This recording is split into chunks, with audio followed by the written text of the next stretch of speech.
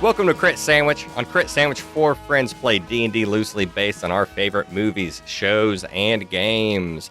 This is episode 3 of Campaign 10. The players are actors in Candyland playing through the plot of Mortal Kombat. My name is Casey Sears. With me this evening is Chuck Ventus. My character's name is Cole. Steel. And Robbie Ponder. Hello, I am playing Devon Lark, the parkour influencer. And of course, Matt Poppich. How's it going? I am playing Beowulf, the out of... I'm trying to decide the best way. He's lame. He's the former great heavyweight fighter, and now is just old and past his prime. Former cool guy, Beowulf. Yeah. Is that a birth name? Where's that name coming from? No. It was in his prime. So it was like he was the Cole Steel before Cole Steel. We've talked about that. So he has a name. It's Lawrence. But Lawrence, when you get your, like Madonna wasn't born Madonna, I don't think. She has a real name, so same thing. Robbie, Devon Lark, is that his birth name, or does he have like a username he posts under? No, Devon Lark is his birth name.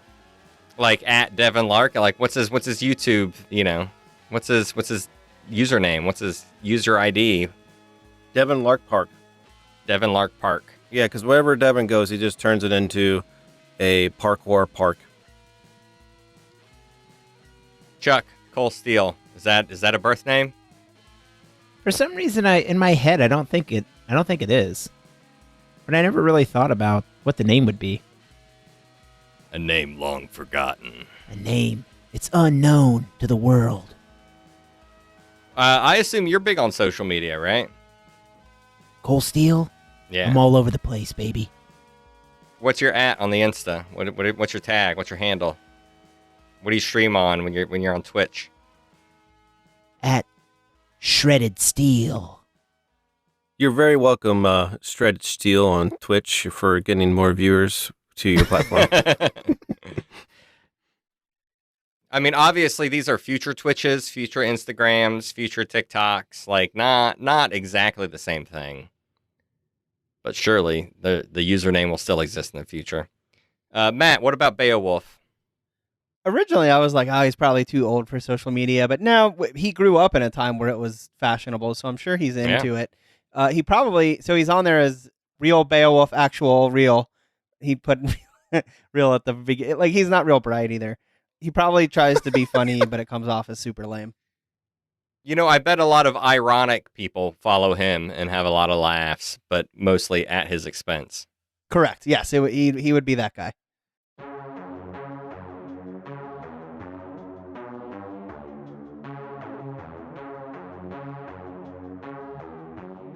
These three actors came to a place known as the Dream Dome, and y'all went into a big black bean-shaped building inside this massive, beautiful hangar. And inside the Dream Dome, you fought some ninjas and some other things, and now you're going through this candy world where you have been battling. In the second episode, you battled Mr. Gloppy in Browntown. Mayor Gloppy, I thought. Yeah, Mayor Gloppy. Did I write this campaign? Whose campaign is this anyway? But I specifically remember him being the mayor of Browntown. He was the mayor of Browntown, and he is now deceased. And the three of you are on a boat in a Yahoo-looking swamp. A Yoo-hoo-looking swamp. Browntown's lovely. It's beautiful. The chocolatiering and the chocolate molding is all like super top-notch and very fanciful. There's a real like golden and buttery light here from the little lanterns about town. It's very warm. It's very inviting. It smells amazing, like from scratch hot cocoa, fresh brownies, hot fudge sauce. So, Casey, what are our characters eating? Are we just getting filled up on this sugary stuff? Like Devon, he always watches what he eats. Devon always watches what he eats. I'm like, is this sugar having like an effect on my body? Don't say we. I haven't had anything.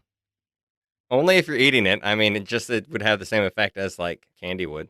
Well, I'm just picturing Devon as a type of character that probably only eats like sugar once every 2 months. So like when I start eating sugar, I probably like really get energetic off of it. Sure, you can have a sugar buzz. So the three of you are on this boat. Beowulf, you just found a pistol, some sort of weird futuristic space pistol, in this greasy paper bag. What are you doing with that thing? Are you keeping that? Are you gonna use it? Are you gonna give it away? Are you gonna? If push comes to shove, I've got an ace in the hole. I tuck it into my back waist belt behind me. As you're doing that, the boat itself begins to lift up out of this watery, chocolatey swamp. And it is again covered in a magical rainbow light. And it lifts up towards the sky. It lifts up out of Browntown and it just kind of shoots almost straight up. And you would think that like you would feel incredibly nauseous or, something on this horrible, horrible roller coaster ride, but you actually feel totally fine as this warm, magical light comes around you and everyone on the boat, including the two little weird Hansel and Gretel-esque looking kids. You guys are on the boat, and it's arcing way up, and you kind of see the whole of the island, and then the rainbow arches down, and the boat arcs and tilts and flies straight down towards the gingerbread forest. Boom. It drops again through pink cotton clouds. And you guys start seeing a snowy forest of pure gingerbread. And everything there is flat. All of the trees are flat, the people are flat, the buildings are flat. And in the middle of this gingerbread forest, there is a picture-perfect gingerbread village full of gingerbread houses. But your boat, it actually flies down towards the forest part where the trees are just totally flat, right? This is a gingerbread forest. Everything is flat. It is covered in icing. It is chilly. It is snowy. It's really beautiful and serene and picturesque. The boat slowly approaches the snow-covered ground, which is really the icing-covered ground, and it comes to a complete stop. Just rows and rows and rows of trees. I leap over the side of the boat. I'm going to smell the air. Does it smell gingery? Oh, yeah, it is. Yes, it's delicious. Spicy. That like warm, nutty, clovey, cinnamony flavor of gingerbread. Yep. Icing, it's sugary, it's sweet. The ground chuck is probably about 2 inches of icing. And then as your feet sink into that, you realize that there's kind of like a harder candy ginger core below the snow. Where to? The three of you get off the boat. You look up ahead and you actually notice that there were a couple trees that looked like they were knocked over. Like right in front of us? Yeah, like it's, like 2 or 3 trees down. Like there are some that are just kind of knocked over and it looks like something might have happened over there. Hey kids, what's going on with those trees?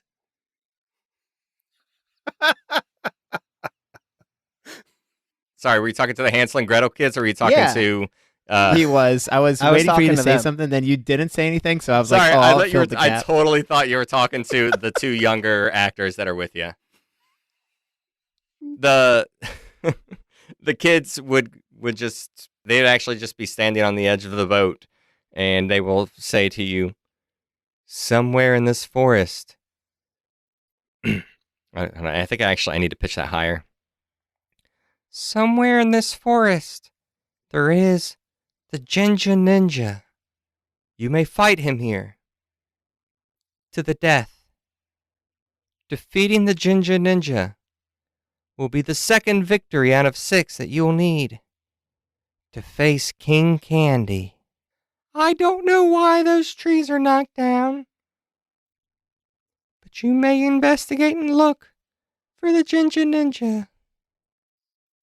What do these trees look like? Also, what are they made out of? gingerbread, about like, we'll say like 6 inches thick, 20, 30, 40, 50 feet tall, depending on the tree. And it is fallen over. They all look like they're, decorated and covered in icing, like a Christmas tree. And also, like at this time, it's kind of slightly snowing. And if you were to catch a snowflake and taste it, it would taste like powdered sugar. Ooh, yummy. I will go and make it look like I'm investigating one of these trees to see what felled it. I'll do so and happily roll, but I'll also be eating some of the tree as well. Make an investigation check with disadvantage. I got a 19 on my first roll and a 4 on my second.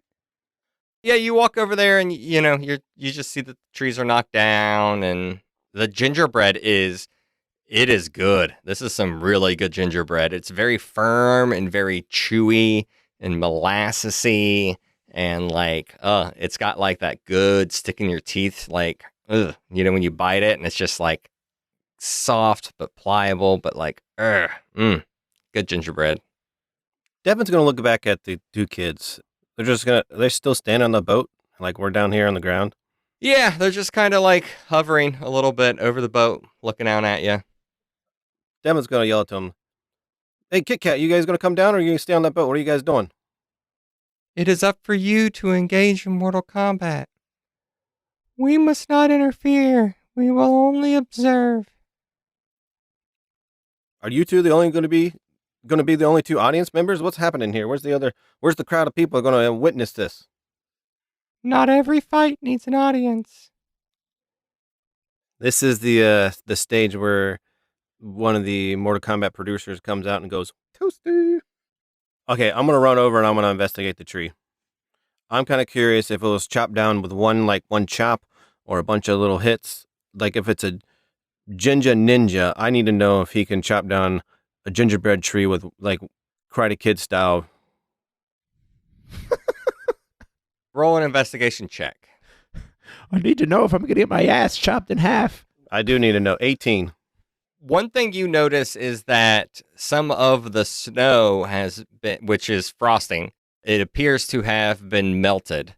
And some of the cookie seems to have been burned and singed.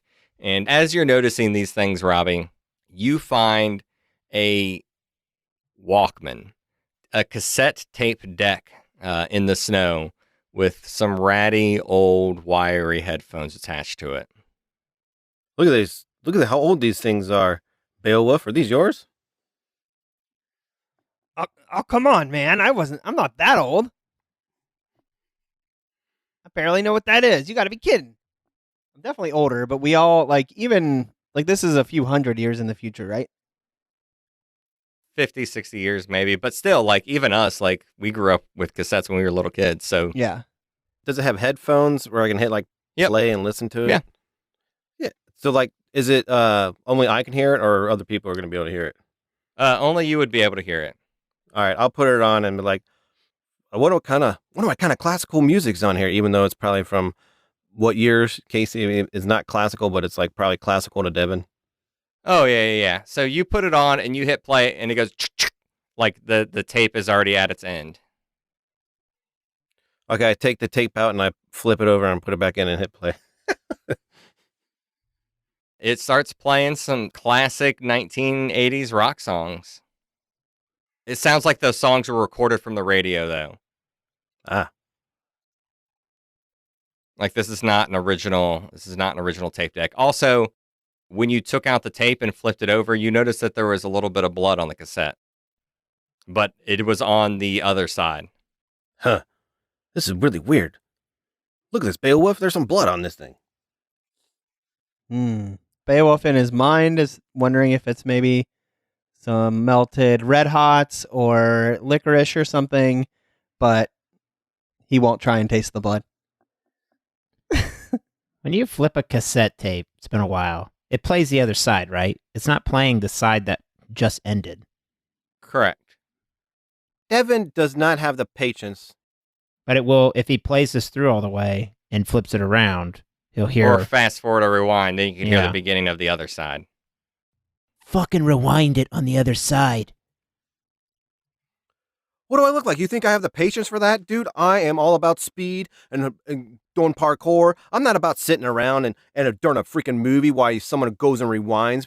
Please be kind, rewind. I ain't going to do that, man. Come on. And I underhand him the cassette tape and then I start walking down. If there's a gingerbread trail or something, I start walking down there. I'm just like, man, let's just get going. We got to entertain everybody. Let's go. Sure thing. I'll put the headset on and kind of whisper to myself, I'm all about the intel. And I'll flip it to the one side that it originally was at, rewind it all the way back, and listen to it. My name is Nick, and I think I'm gonna die here. I mean, I already died once, or like I thought I was dead, and I think this might be hell. I'm not sure how souls work, but you need to get this message to Lord.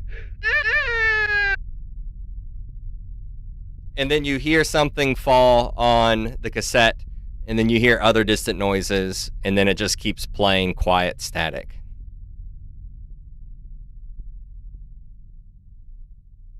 Can I investigate around the area where the cassette player was found by Devon?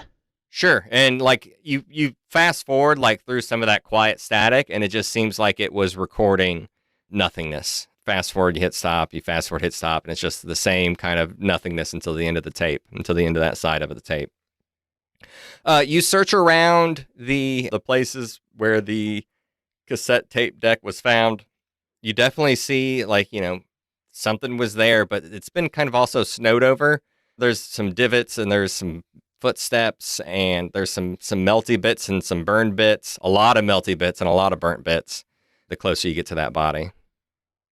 Chuck, as you get to the end of that cassette and you're fast forwarding through it and the tape ends, you look up and you see about 100 feet away, standing in the middle of two rows of these gingerbread trees, a gingerbread man. The gingerbread man is about the height of a regular man and flat, flat with icing, big round tubes of icing for its mouth and for its eyes. But you notice that the icing has like a little gi on it and has like a little bandana across its head. It's just kind of waddling towards you, like a flat gingerbread cookie would, very slowly throughout the snow. Looks like we found our next opponent. Who's up? I don't know. He looks a little bit fast for me. I picture Devon walking off, like paper, probably straight ahead, and then you guys seeing this too, probably your left side, because I didn't really look around when I got there. And I hear you guys talking about it, and I turn around and I look, and then I just dramatically get like in a track running stance where I got like my right foot down, and then I stick my fingers on the ground, and then I'm looking down at the ground, and then I move my head up really, really slowly to like get into the track stance of sprinting, and I sprint right over to you guys, and I'll stop there and look at the gingerbread man. Why'd you stop? I'll just grin at him. The gingerbread man continues its kind of side, back to forth, waddle, waddle, waddle. It's not moving very quickly. Oh, it looks like not talented. It looks totally unthreatening. Like, imagine if someone was holding a gingerbread cookie and like rocking it back and forth and like pretending like it's walking across a table. Are there like some trees here, like I can jump around on the trees and then jump down next to this guy? Yeah, you can run up the edge of a tree, right? Because basically imagine the trees are just giant triangles. You could almost run up them like stairs, especially with your parkour skills. You can just run straight up the edge because they're just big flat trees, right? Okay. And about how many feet? They're up to 30, 40, 50 feet tall. So if you tell me a height, I'll tell you, yes, that tree is that tall. And they're about 6 inches wide. So you can kind of run up that 6-inch ledge. Or I guess 6 inches deep. Does that make sense? 6 inches deep. And, they're probably about a good 10 to 30 feet wide, depending on how tall the tree is. And how far is the gingerbread man right now? Probably about 90 feet. Just waddling over. I'll run over there. But I'm going to do the best I can to just stay up on the gingerbread trees. and I'm going to turn it into a show for the audience. I'm going to take my rapier, and Devon doesn't really know how to use this pointy dagger here, so I'm just going to take it. I'm going to bend the tip of it and turn it into like an ice pick. And so as I start climbing some of these gingerbread trees, I'm going to slam my rapier into it and then pull myself up to the top of one. And I'm just going to do a flip to the other gingerbread tree that's up next to us as I keep flipping around. And I will get in front of the gingerbread man, and I will jump down with a backflip off the tree. And I'll be 30 feet away from the gingerbread man, and I'll land kind of with one knee down as this track stance I did before. And then I'll slowly raise my head up, and I'll say to the gingerbread man, I'll say to him, "Hello." Hi. "Are you here? What are you here for?" I'm here to challenge you in Mortal Kombat. Its little mouth of icing just moves up and down. "I accept." Fight. Roll for initiative. 9. 11. Actually, 12. I'm bad at math. Again, we have some special rules happening here. We have one-on-one fights. The watchers of the fight have some bard-ish inspiration that they're allowed to apply to the fighters' roles. And at the beginning of every round, we have a basic paper, rock, scissors game that we are playing in order to give advantage more in combat. So, without further ado, Robbie, what are you gonna pick? Power. Power beats speed. So, Robbie, you will have advantage on all of your attacks this turn. But the Ginga Ninja still gets to go. And the Ginga Ninja, he's about man-sized. And you see from the neck down of this gingerbread man, the cookie parts of him start to crack and fissure and shake and expand. And between the cracks of his cookie body, you see bright red molten lava as his body from the inside out just starts to grow and expand. And in front of you now, you have a very large, we'll say about a 12-foot tall lava man wrapped in like little chunks of floating gingerbread on its lava flaming skin. And then like a perfectly round little ginger head at the top with a little frosting bandana going across its forehead. I'm really glad I didn't pick this one. Holy mother. And it says, "It's time to burn, little boy." To you, Robbie. How far are you from it? 30 feet. I moved up pretty far. Okay. After he says that to me, I'm going to tell him, "You know what? I always burned my cookies when I was young, and I'll burn you now." Sick burn, Devon Lark. I'm not good at shit talking, so.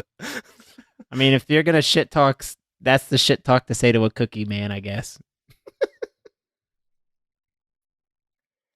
And it is going to stomp forward 30 feet it's very quickly. This thing is moving very fast especially after it turned into this giant, very athletic and lithe looking magma man. It is just going to run up to you and take like a stance, like a martial arts stance right after it runs up to you. And that is its turn. Okay. That's it. Well, yeah, I mean, it went from the action was for it to become gigantic and on fire. I was going to say, you remember Chuck didn't even get hit, right? But okay, I gotcha. I got hit. Oh, I forgot. Okay, I'll go ahead and take my Reaper and I'll hit him with it. So when it took that stance, it was actually taking a patient defense. Ooh. So you have disadvantage on your attacks this turn, but you have advantage, so it's all wiped out. So it's a regular roll. Regular roll. And I critically missed. Oh. Did you bend your tip of your sword back?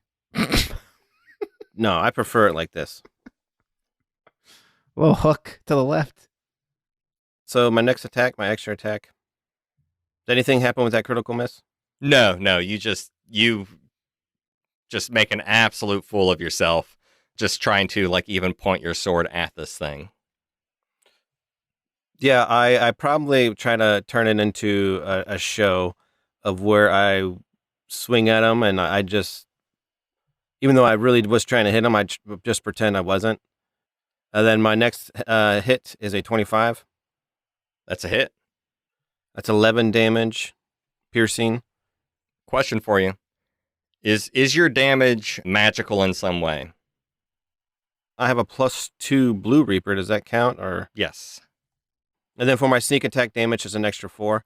But I'm going to use a trip attack to knock this hot guy down in this icing, this artificial snow. I'm going to knock him down in the snow. Okay. So when you hit a creature with a weapon attack, you can expend 1 superior die to attempt to knock the target down. You add the superior die to the attack's damage roll, and if the target is larger or smaller, it must make a strength saving throw. On a failed save, you knock the target prone. So I'm going to knock him down. It got a 21 for its strength saving throw. Well, I'm pretty sure that's good. With my superior die, Casey, I do an extra 7 damage with that. After I swing it at him, I'm just going to fall back 45 feet. Do you disengage?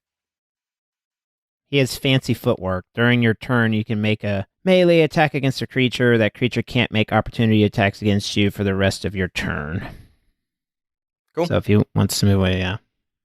Yeah, so he charges at me. He changes his stance. I swing at him, and I kind of slip on the icing a little bit, and then I swing at him, and I take a big chunk out of his leg, trying to knock him down. And then after that, as I'm moving my Reaper to use it as an ice pick on his leg and try to trip him, I just use that momentum to twist my body, and I fall back 45 feet away from him. Cool. So when you hit him with your rapier, his fiery magma body explodes and spits some magma and some flames at you, and you take 2 fire damage. Just little bits sizzling and smoking on your outfit.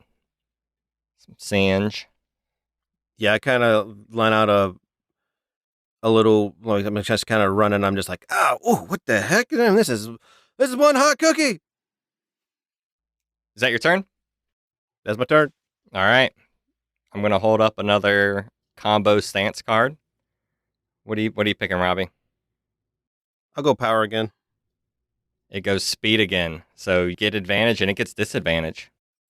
The Ginga Ninja again moves forward very quickly. Its fist raises its fist in the air, and you see its magma-y fist turn almost into a big ball of spikes as it swings down towards Devon.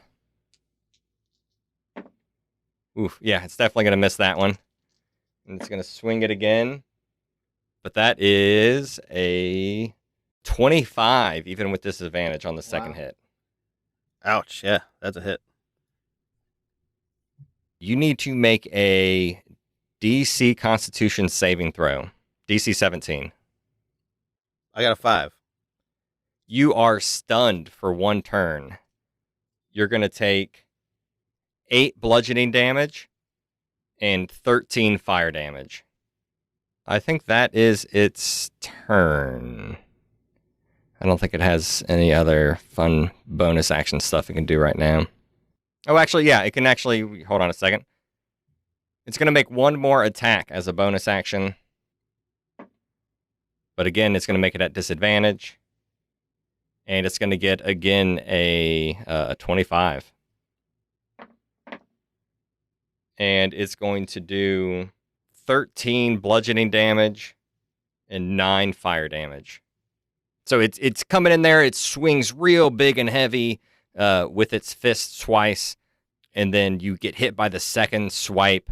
And it hits you hard across the face in a way that you did not think this simulation would be hitting you hard across the face.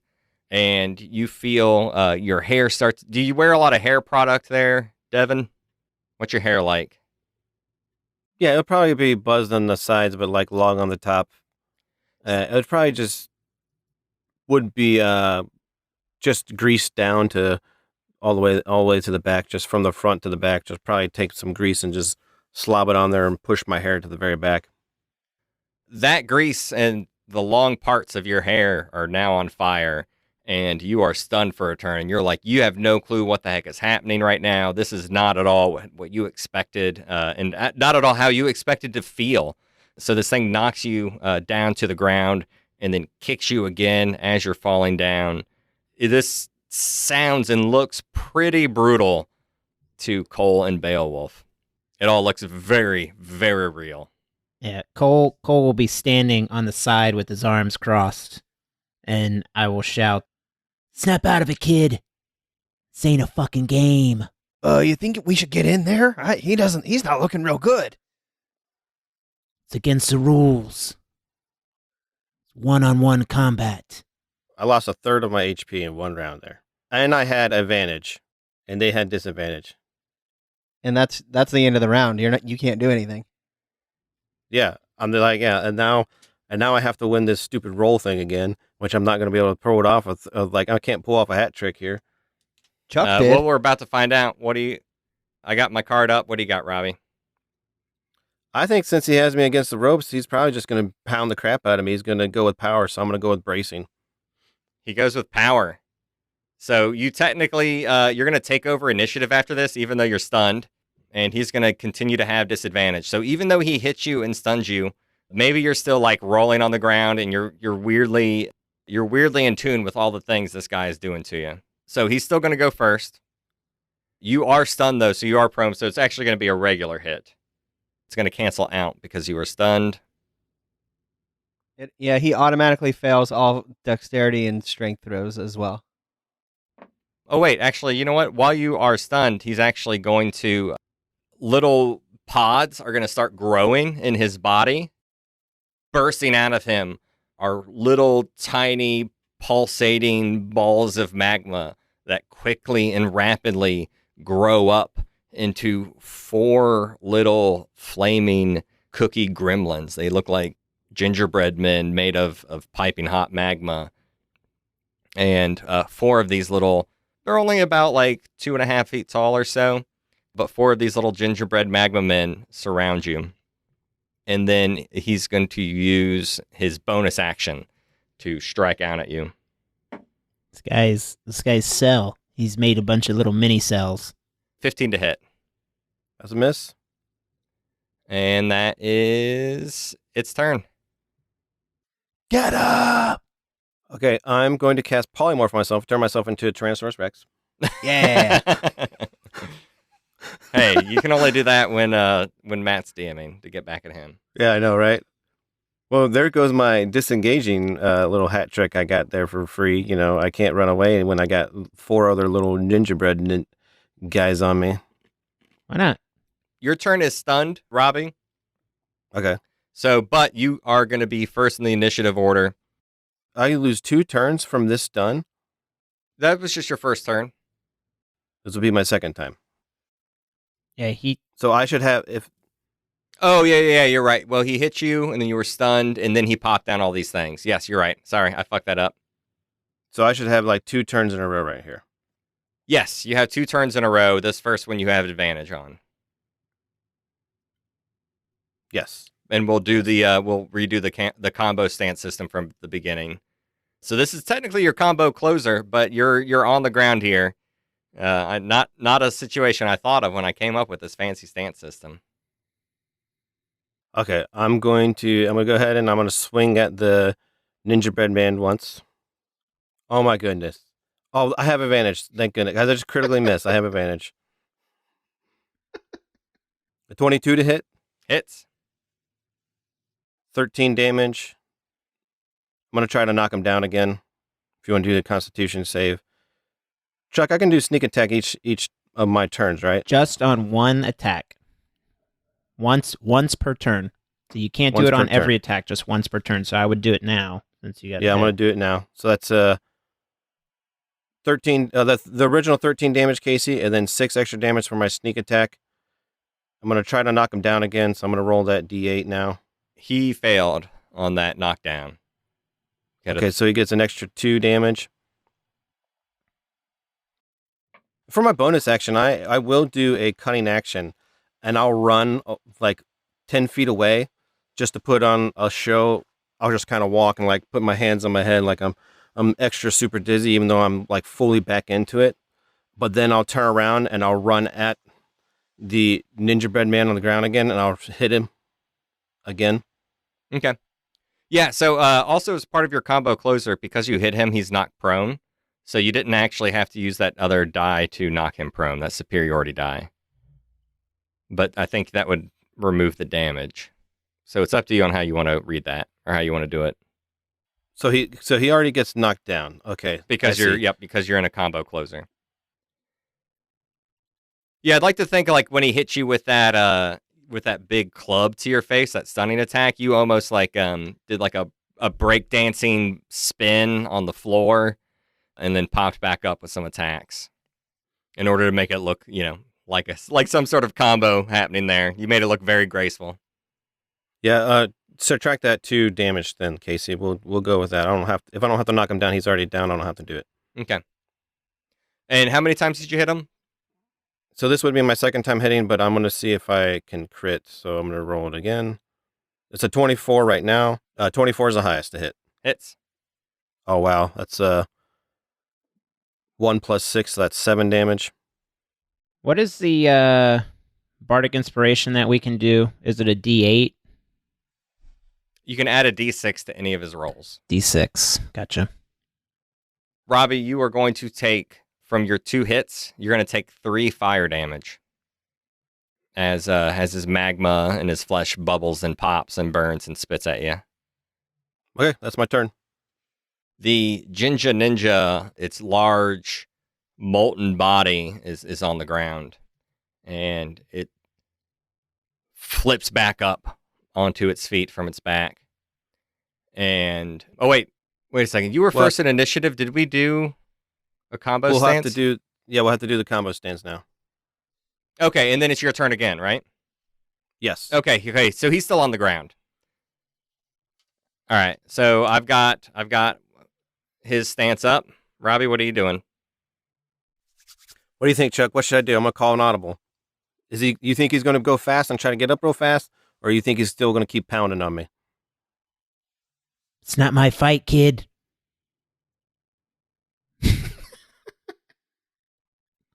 Yeah, I'm gonna go with bracing again. I think he still wants to pound the crap out of me. All right, he is going with speed. Speed breeds bracing, so he will get advantage on all of his hits this round.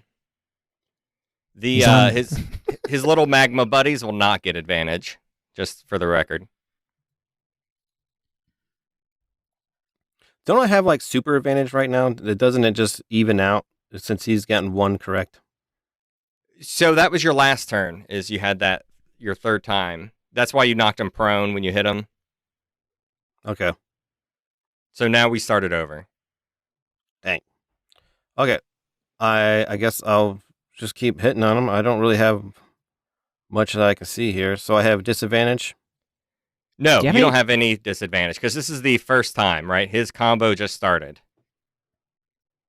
And remember, there are 4 little magma gingerbread men around you. Do you have any ranged weapons, Robbie? I mean, just a typical short bow that you get, or long bow, whatever you get from D&D Beyond. I don't know. It's fine. It's okay.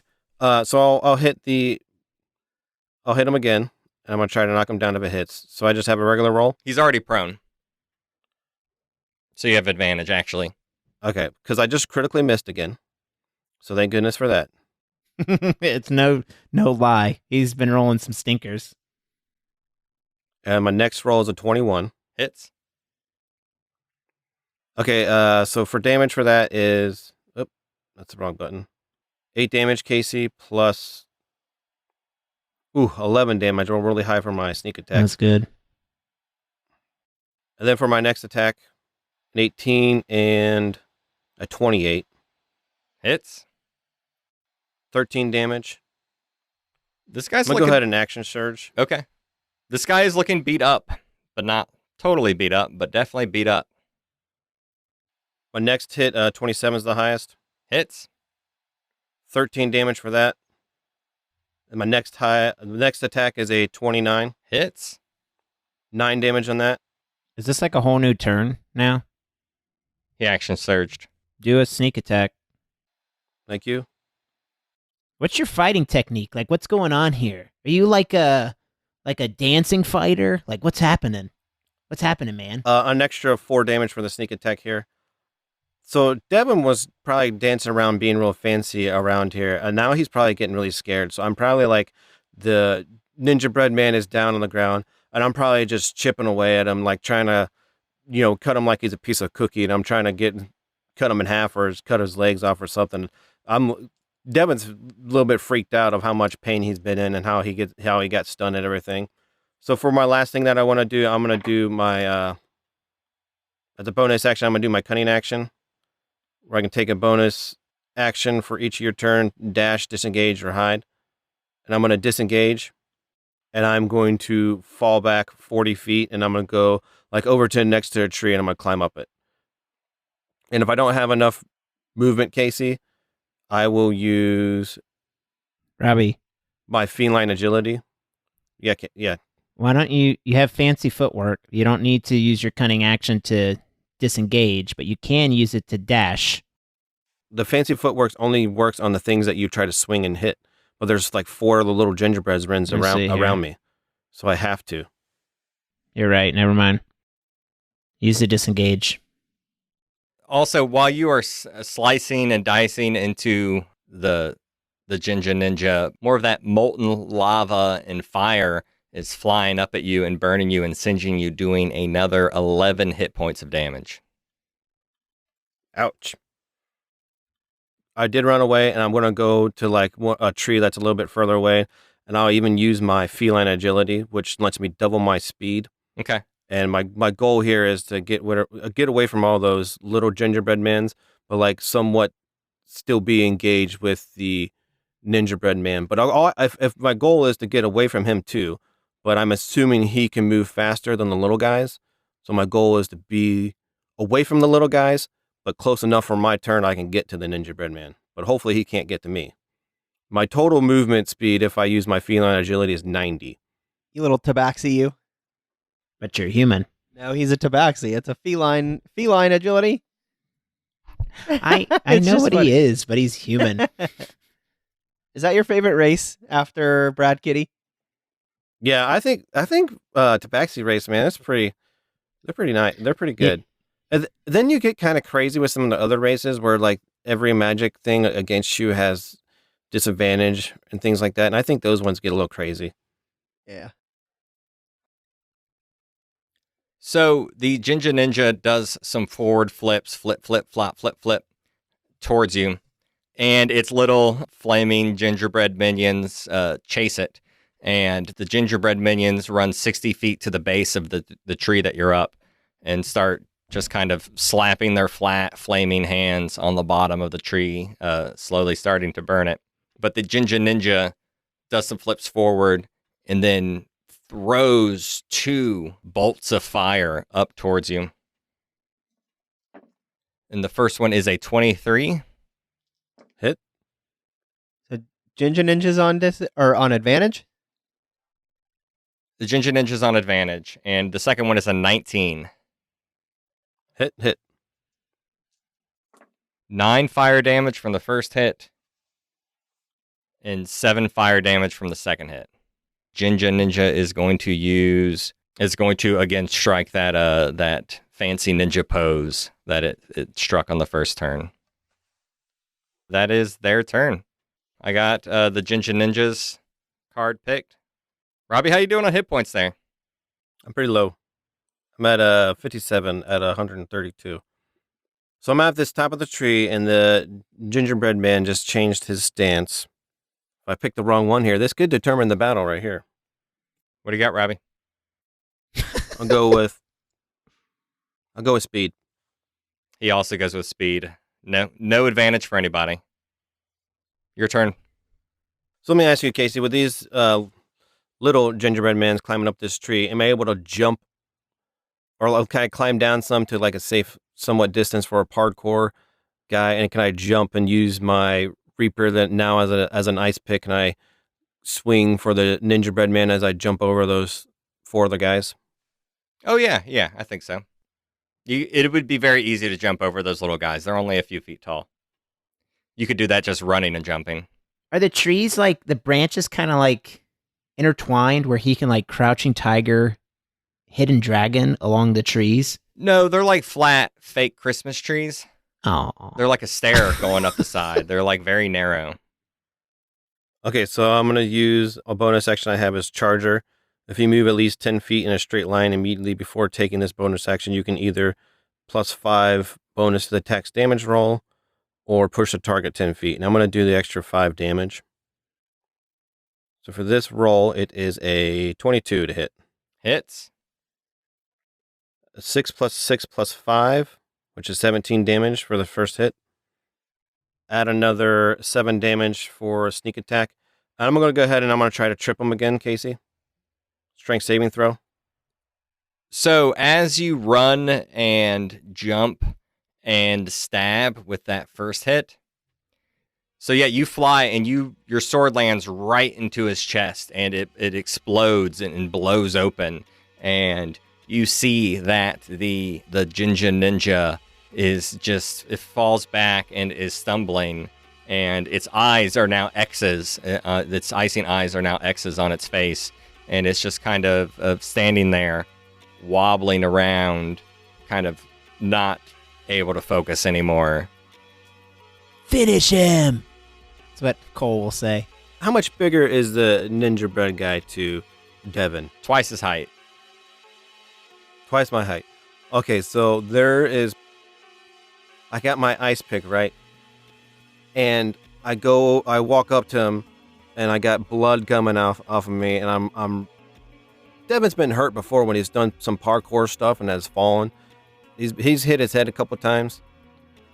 Not too much brain damage, but I'll go up to him and I wipe the blood from me, and I look at my Reaper and I take the Reaper and I hook him, the gingerbread, by the hand, and I twist him, and the gingerbread man starts spinning, and I keep taking my Reaper and spin him faster and faster as the gingerbread man just starts twirling, and gingerbread bread chunks go flying everywhere as he starts spinning. And then all what's left are a bunch of cookie crumbs. You take 6 fire damage from your fatality. Dang, Casey, you're ruthless. I agree. Jeez. And his burning flesh flies around you and continues to singe whatever armor you're wearing. So as Devon's doing it, then Devon's probably like, so hot, so hot. Then after he flies into a bunch of cookie chunks and everything, I just, I run back to Beowulf and Cole. I just run back to them full sprint. What happened to the little guys? Did they fall? Yeah.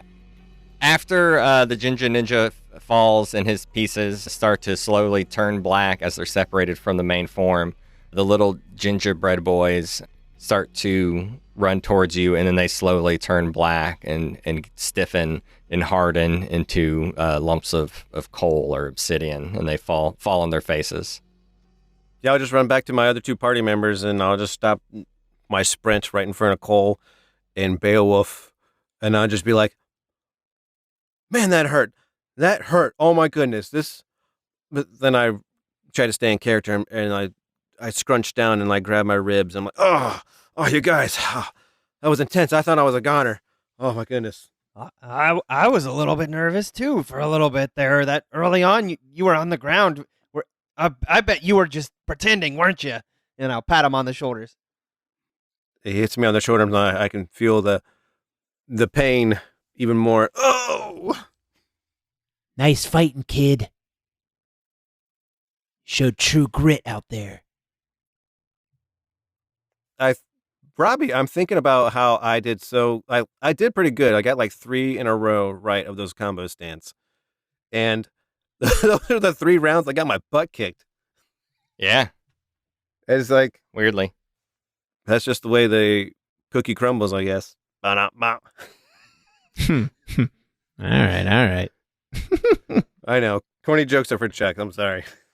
The three of you climb the licorice ladder back into the candy boat, and the children ask you where you want to go. Next, you can go to the Gumdrop Mountains, the Peanut Brittle Cottage, and then you have also now unlocked the Chocolate Mountain, Peanut Acres, the Peppermint Forest, the Lollipop Woods, and the Snowflake Lake. Lots of places you can go to. I think we should stay on one of the original ones. That'd be the Gumdrop Mountains or the Peanut Brittle Cottage. If Beowulf, Devon would say, Beowulf, if you don't like peanuts, then maybe this peanut place is for you, man. And Casey, before we leave, I just want to make sure I slap a Lark Park sticker on one of these trees before we leave here, and then I'll get on the boat. All right. I don't know. I guess Chocolate Mountain sounded pretty good to me, but I mean, they all sound delicious. What are your guys' favorites? I mean, where do you guys think we should go? Well, Beowulf, you know who's going to be next in this. You know who's going to be next. So I feel like this is going to be your call here. Yeah, Beowulf's nervous. You said you didn't like peanuts, man. Go fight some peanuts. All right, yeah, let's go that way. Peanut Brittle Cottage? Let's do it. All right. That means on the next episode of Crit Sandwich, you will be facing off against Grandma Gooey at the Peanut Brittle Cottage.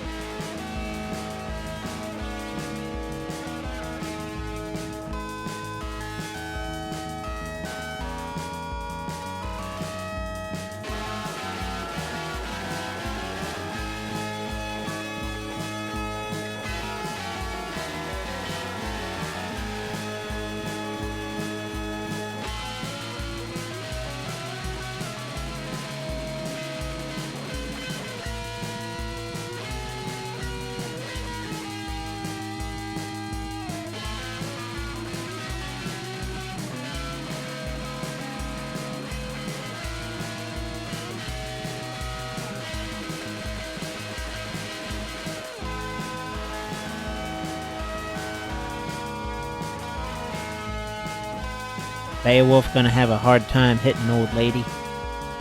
Oh no, Beowulf. Nothing's about Beowulf. He's